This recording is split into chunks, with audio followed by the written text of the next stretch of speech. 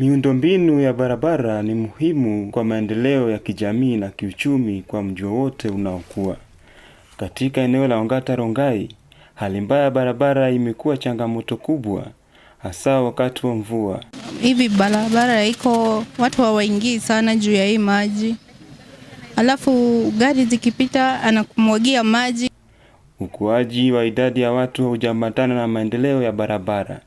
Hivyo mvua inaponyesha, barabara nyingi huwa za matope, zenye mashimo na wakati mwingine hazipitiki kabisa.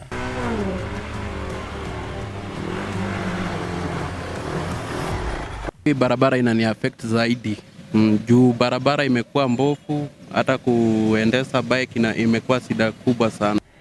Barabara nyingi hazina mifereji mizuri ya kupitisha maji. Hivyo maji hukusanyika na kuharibu zaidi miundombinu.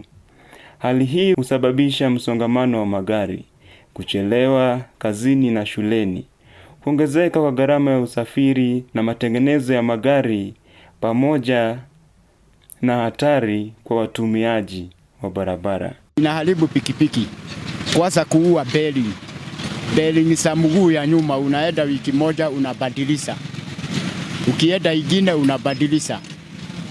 Inataka watu tengenezee barabara.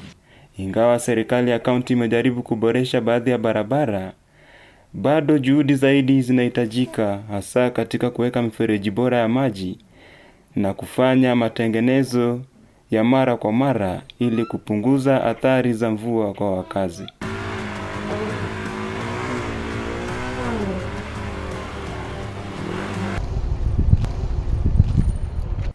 Nikiripotia MMU, mimi ni John Omondi.